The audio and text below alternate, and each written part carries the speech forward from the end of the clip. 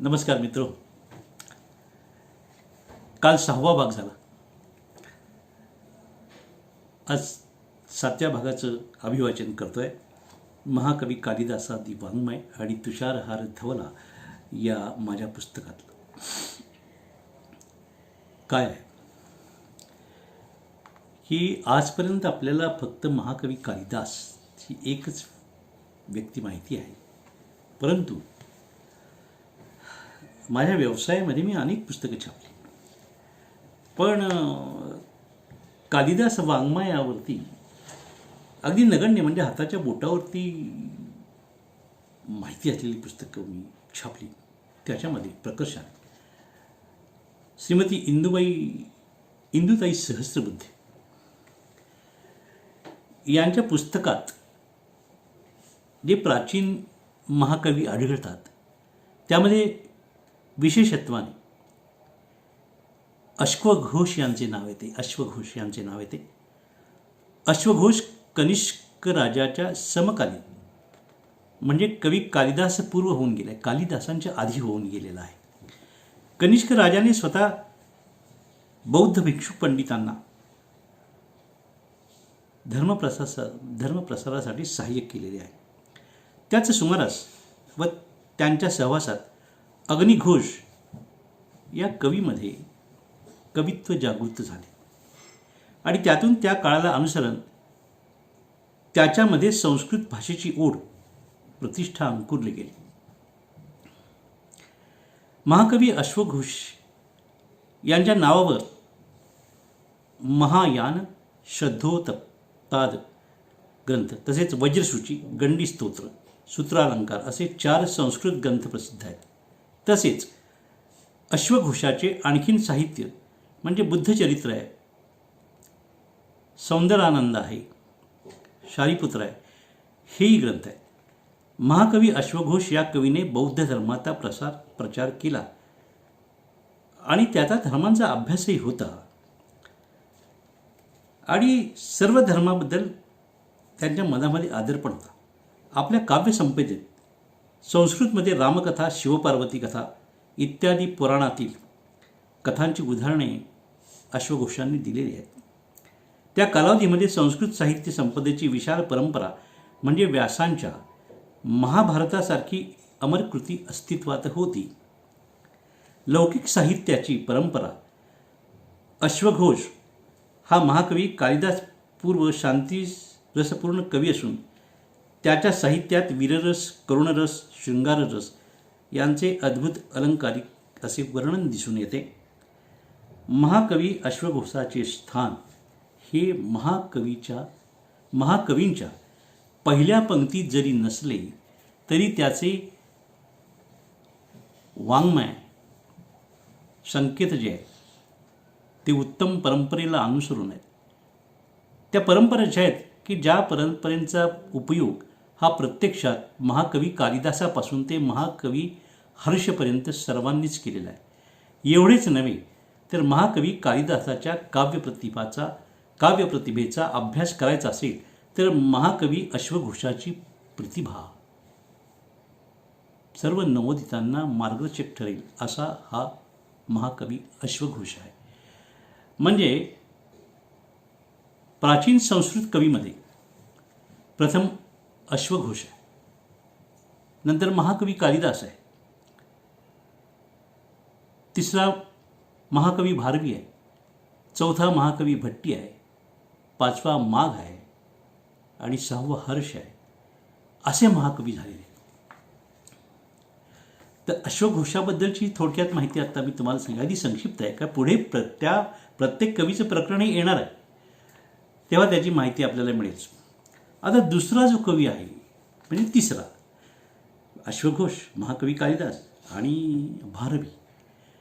तर पंडित कवी श्री भारवी यांच्याबद्दल माहिती येते अशी आहे की महाकवी अश्वघोष व महाकवी कालिदासानंतर संस्कृत साहित्यात कालिदासांच्या नंतरच्या कवींनी कालिदासाच्या परंपरेतील अभिव्यंजनता त्याची वाङ्मयीन पद्धती ग्रहण केलेली आहे, परंतु त्या भावनेतील महत्त्वाची मार्मिकता दुर्लक्षित केली गेलेली आहे.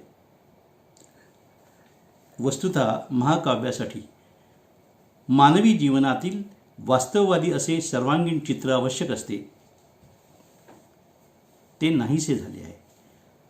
आणि मग महाकाव्य म्हणजे काय, तर फक्त पांडित्य आणि कलात्मकतेचे कला प्रदर्शनाचे ते क्षेत्र ठरले आहे. भारवी, भट्टी, माघ व हर्ष या चारही महाकवीच्या साहित्यात, भारवी, भट्टी, माघ आणि हर्ष या चारही महाकवींच्या साहित्यात अशा रचना प्रवृत्तींची जाणीव होते.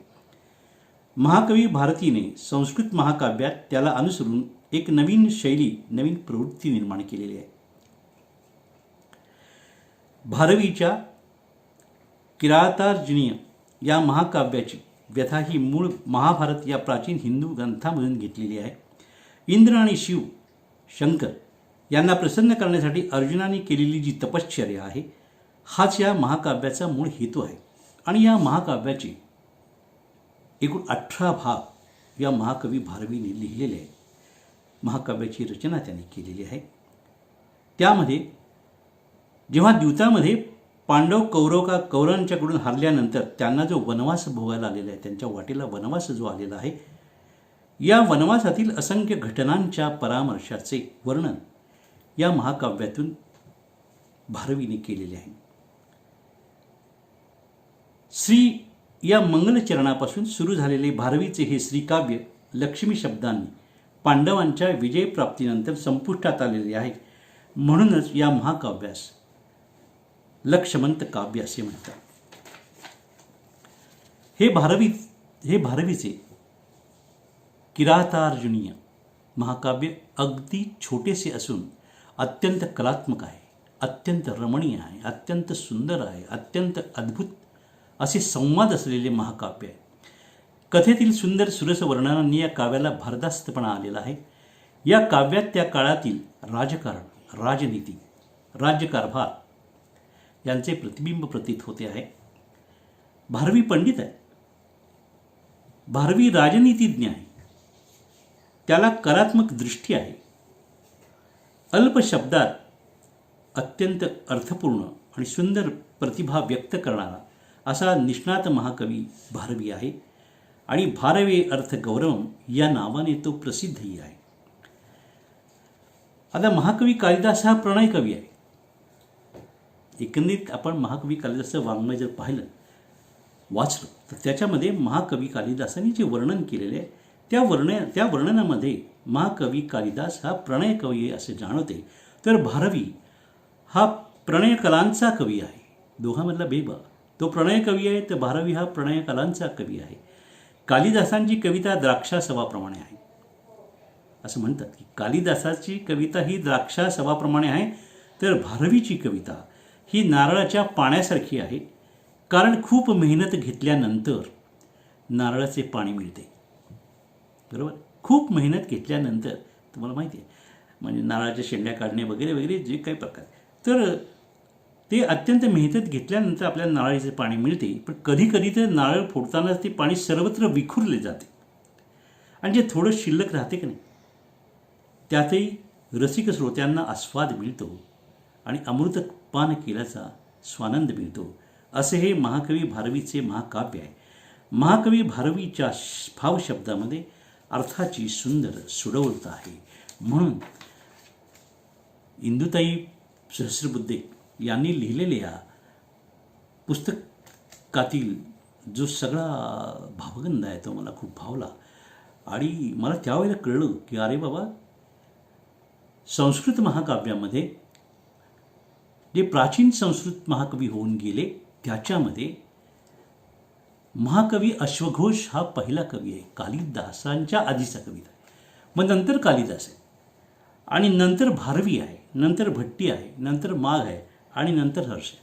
तेव्हा क्रमाक्रमाने, आता हा 7वा भाग संपलेला आहे, 8वा भाग संपला आहे, क्रमाक्रमाने अगदी थोडक्यामध्ये या कवींची देखील माहिती माझ्या अभिवाचनामध्ये आपल्याला होत राहील.